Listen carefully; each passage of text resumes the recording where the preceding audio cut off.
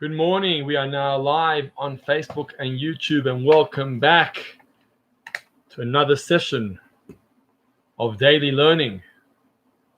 Hope you're all keeping well and healthy. Thank you, Felicia. I missed you all too.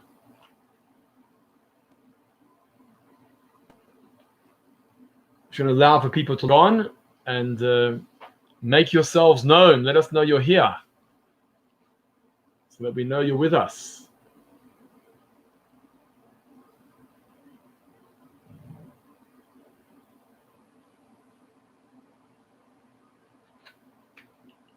Good morning to another session of daily learning. I see people are logging on, which is fantastic. Good morning, everyone.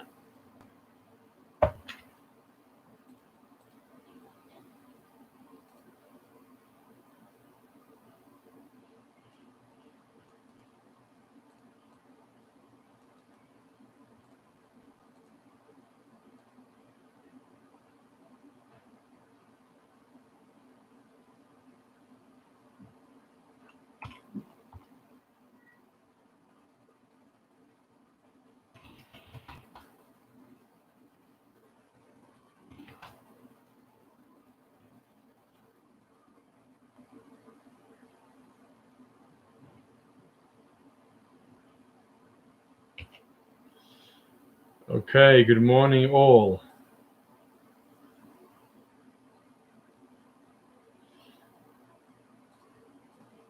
Let me just make some introductory remarks before we get going.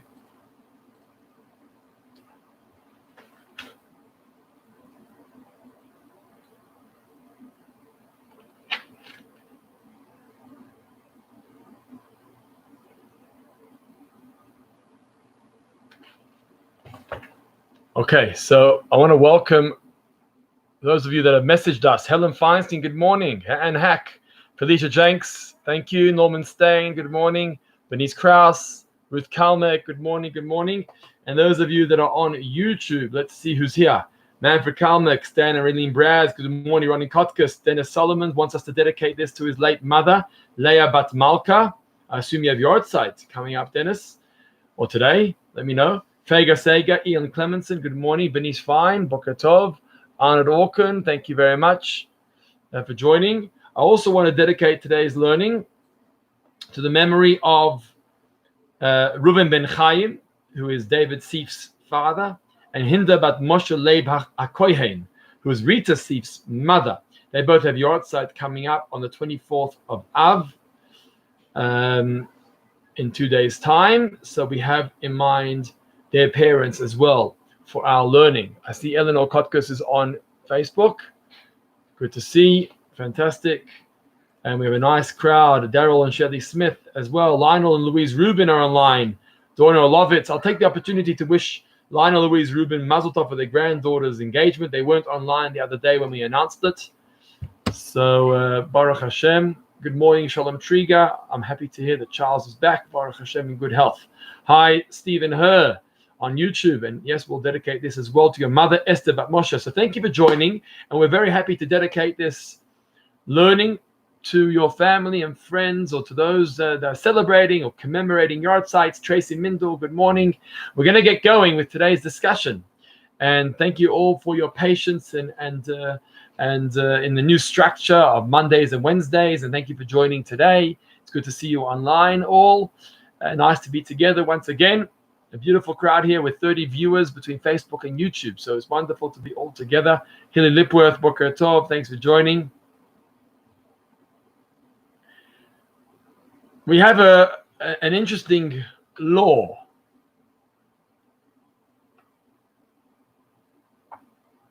We have an interesting law in the Torah this week. Hi, Michael Bloch, good morning. An interesting law. And Monica Wolfson, Boker Tov. Wonderful to have you online with us. The law in this week's Parsha speaks about the eating of meat. But more than just eating meat, the Parsha speaks about not eating of the blood. That we're not allowed to eat the blood of an animal. That features this week in the Parsha. Hi, Maureen and Robert. Many of you may remember your parents and your grandparents salting meat, extracting the blood out of the meat before eating it.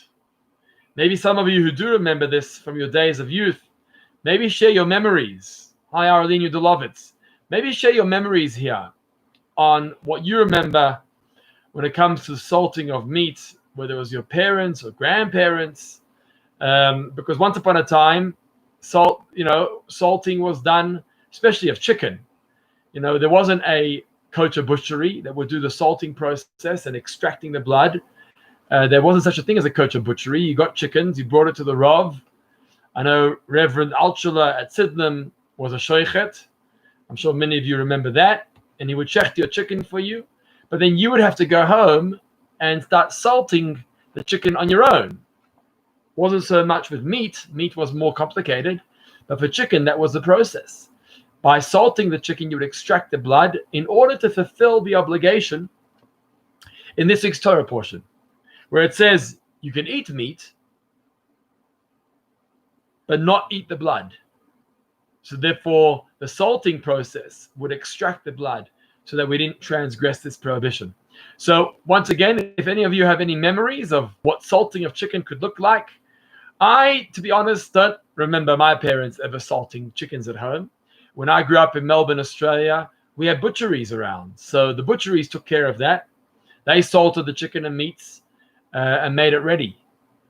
Maureen and Robert, you say, I used to watch him. I assume the Levies are referring to Reverend Altschler. Just clarify that.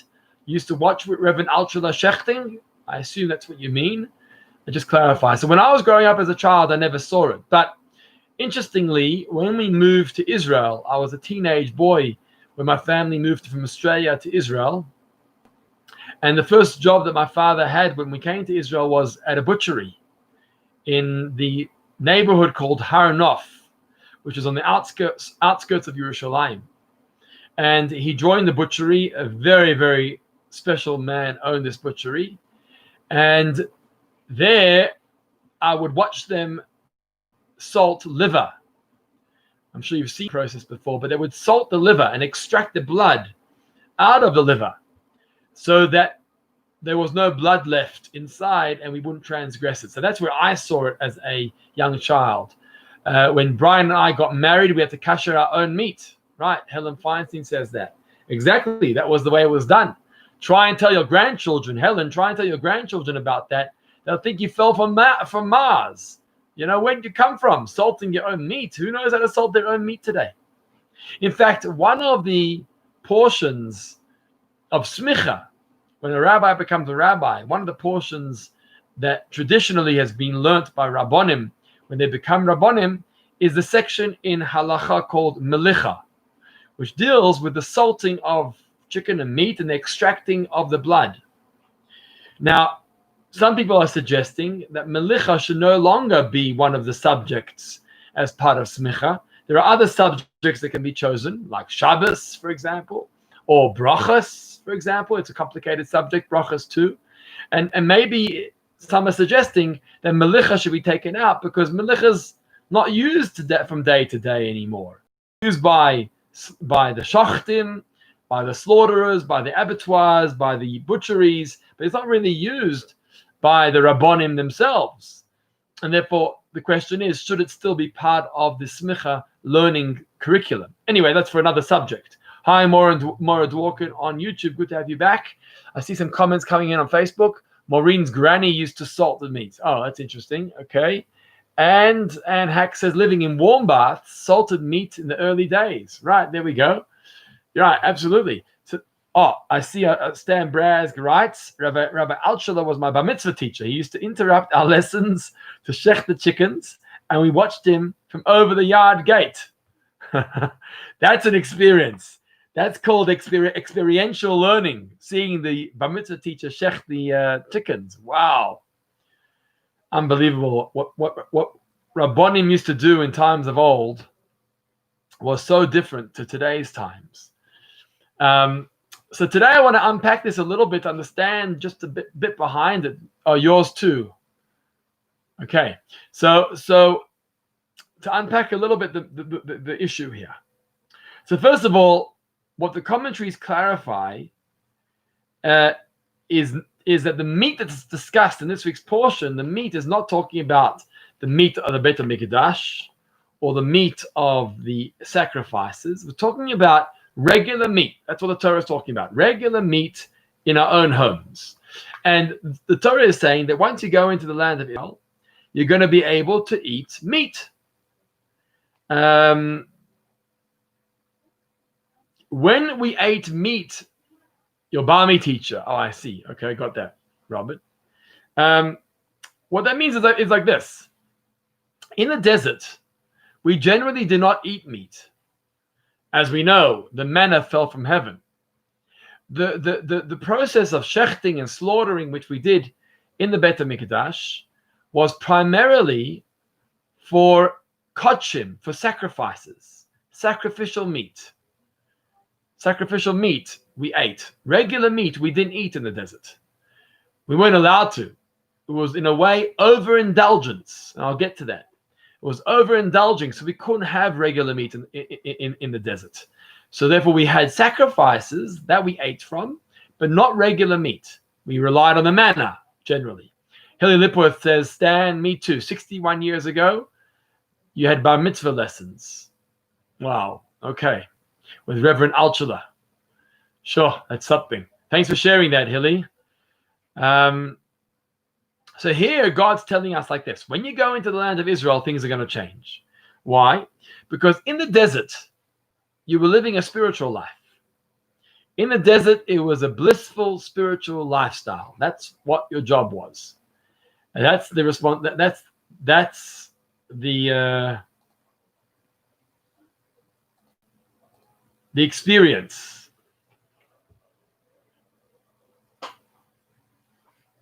And therefore, we didn't have meat, because in a spiritual state that we were in, we couldn't eat meat. Meat is overindulging. It's physical. It's material.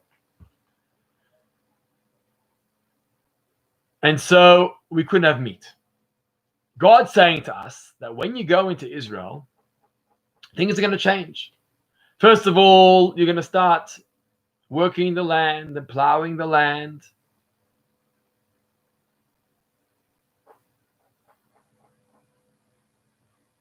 You're going to start developing society, developing the land and all that it comes with.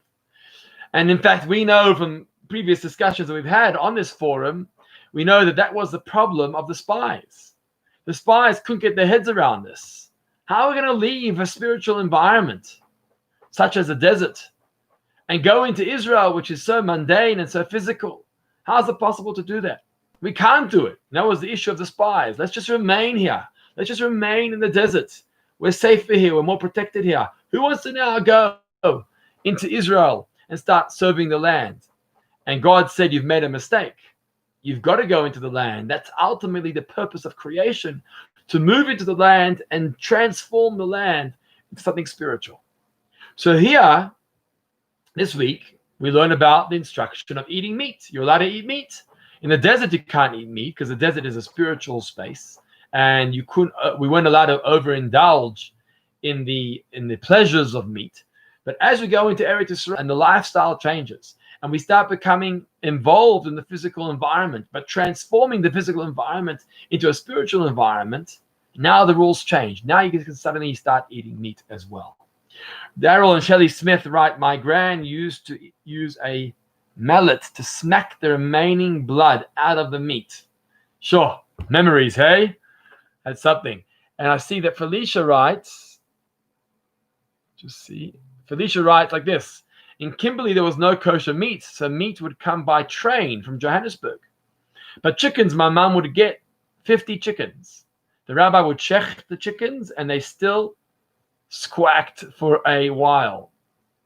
We would put coverings on our head, pluck them out, take insides out, carefully making sure that the gallbladder came out whole. We'd burn them and then salt them. I don't take kosher for granted. Wow, that's memories. Sure, thank you, Felicia, for sharing that.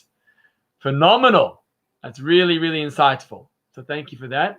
anybody else has memories of their youth and what they did as young children, in particular with the salting of the chicken or the meat, please let us know. But these are fascinating stories because we live in a new world that nobody would even recognize. The children can never relate to what you went through. Cleaning out the chickens and preparing the chickens, this is something that you would never have done. And yet your bobbers and your zaydas did this. Today we take it for granted. If you go into a butcher store, it's a butchery, and we buy the meat that we want, and it's so simple. Salting, who salts? Who knows how to salt today? But nonetheless, it's important to learn the laws about it because the laws have such important messages for us. So we just explained why now God's telling us that when you go into Israel, you'll be able to have Yaakov Belfer from Melbourne, Australia. Yaakov Belfer from Melbourne. I saw Rabbi Stern on Facebook and I just had to drop in and say hello.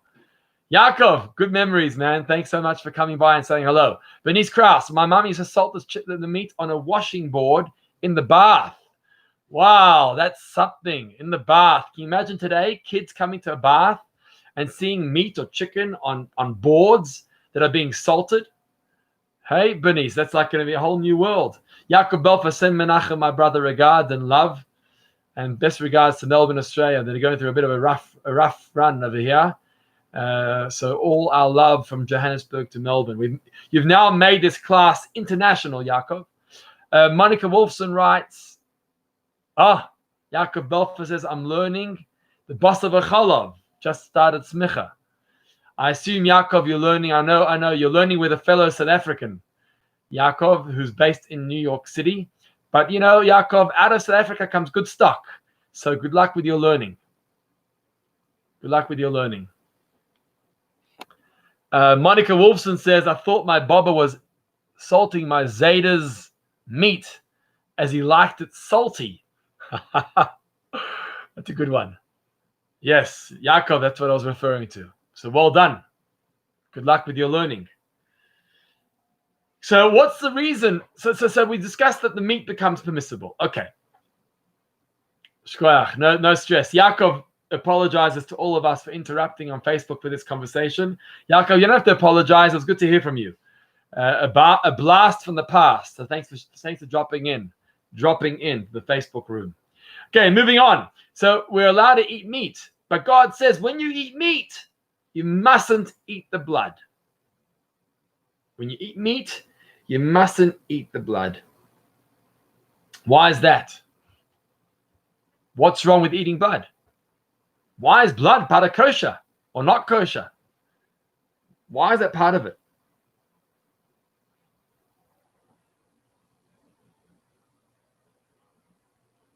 So we have to understand what blood represents. What does blood represent? And that will help us understand this prohibition of the Torah of not eating the blood. What is blood? Blood is the vitality. In Hebrew, the chayas, right? So Robert the Marine, it's the soul. Very good.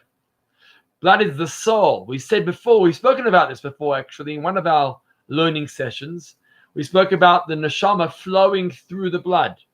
If you were to take a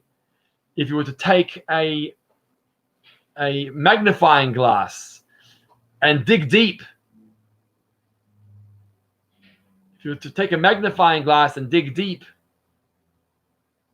you'd be able to expose godliness, the neshama, the soul that flows through the blood.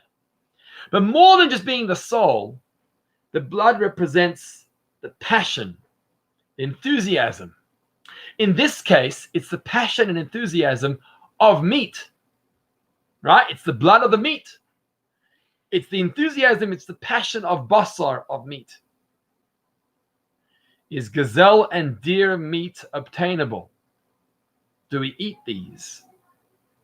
We could, but I don't know if it's obtainable or not. If you can get gazelle or deer meat. If anybody knows, if you can have gazelle and deer meat, I don't know if it's available today.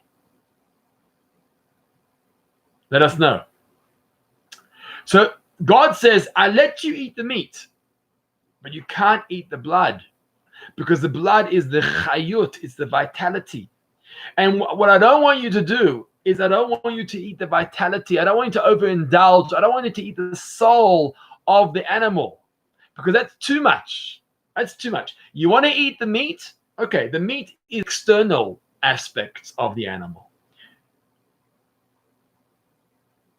The meat is the external aspects of the animal that you can have.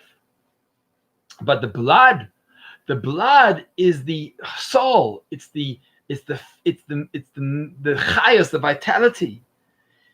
And that we can't do. That we can't do. Because that's overindulging. That's overindulging. Which is a very important lesson that God's teaching us. God's saying like this: the physical world and that which it offers to you is permissible. Absolutely. We go to work every day. We earn a living. We have an income. We purchase food. We purchase technology devices. We purchase cars and houses and whatever else we need to own. God says, I don't want you to overindulge.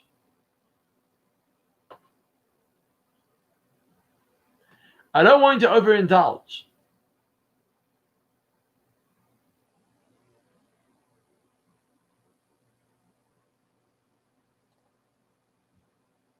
Because by overindulging, you're exposing yourself to becoming vulnerable and overcommitted and overdedicated to the physical, mundane way of life. And that we don't want you to do. Because as we know in everything, there's always a red line that you can't cross. Always a red line. And it's a very fine line between what is okay and what is not okay. What is permissible and what is forbidden. Take, for example, Friday afternoon into Shabbos. Friday afternoon to Shabbos is a very fine line between Friday and Shabbos. It's a fine line. It's a fine line between shechting the animal correctly. Very fine line, whether you shecht it correctly or not. Lionel Rubin asks on YouTube, was quail not in the desert? Yes, there were quails in the desert, and that God gave us, but in fact, we know that it harmed us more than helped us. The quails, unfortunately, caused many people to die because we weren't supposed to be eating meat. And so we didn't shecht our own animals for the sake of pleasure. The quails was something that God gave us at certain times, and it wasn't helpful for us. It wasn't healthy for us. And many died as a result. So that, I think, answers your question, Lionel. So too when it comes to enjoying the pleasures of the world. Pleasures of the world are available for us, but our job is to transform them, not to overindulge in them. That's the issue. The moment we overindulge in the physicality, that's where we go wrong. And so shechting the animal and eating of the animal is okay. Eating the blood, which is the passion, the enthusiasm, the vitality of the physical, that you can't do. Don't overindulge. Now we know another law which relates to this, and you may have seen this as well when watching the Reverend Altshuler or others shecht. You may have seen this, that we have a custom when the blood falls to the ground. We have a custom called a law in Torah actually called Kisui Hadam. What is Kisui Hadam? Kisui Hadam means covering the blood. It's part of the biblical obligation, is that when you shecht and the blood falls to the ground, you must cover it up. So how do we do this? So normally the shochtim or the abattoirs will have sand, right? And you sprinkle the sand over the blood. By the way, this happens annually at Kaporos, on Erev Yom Kippur, when people do Kaporos with chickens and the shochet is there and he shechs the chickens and the blood falls to the ground. The people who are participating have the opportunity of fulfilling that mitzvah of Kisui Hadam. So they take the salt, the sand, and they cover the blood with sand. And in fact, there's a special bracha for that called Al Kisui Hadam. You're covering the blood with the sand. What's that all about? So this ties in, because the blood is like the soul. When the soul falls to the ground, we don't just leave the soul lying there. We can't touch it. We're not allowed to have it. But we don't just leave it there. That's inappropriate. So what do? We bury it. And how do we bury it? We don't dig a whole pit for the blood. We take the sand and we cover with the sand the blood that's lying on the floor. You don't have to cover every bit. It's just more of a symbolic practice. By covering the blood together with sand, we say a bracha, and by doing so, we show how the soul of the animal is holy. The soul of the animal cannot be touched. And so the blood is allowed to flow down to the ground, right? That's what it does. The blood flows to the ground. We don't touch it. We're not allowed to have that blood. And in the meantime, we cover it up and we protect it. And by doing that, we keep the blood holy and we keep ourselves holy. The blood is holy because it's buried, and we keep ourselves holy because we only indulge in the meat of the animal, but not in the blood, which is in Hebrew, it's called the retichut. It's the passion, it's the enthusiasm that we're not allowed to have. And so this is a lesson to learn about everything, about the cars we drive, about the houses we own, or house we own. Halavai, one house. We learn an important lesson. Yes, you should benefit from Israel and from the land and from the house and from the car, but it's not your main passion and main enthusiasm. Your main passion and enthusiasm needs to be God, needs to be Torah, needs to be observance of mitzvahs.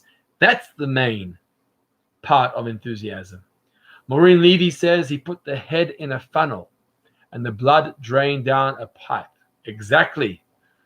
So Maureen, if you want to see it and relive your youth experience, come to Kapporos.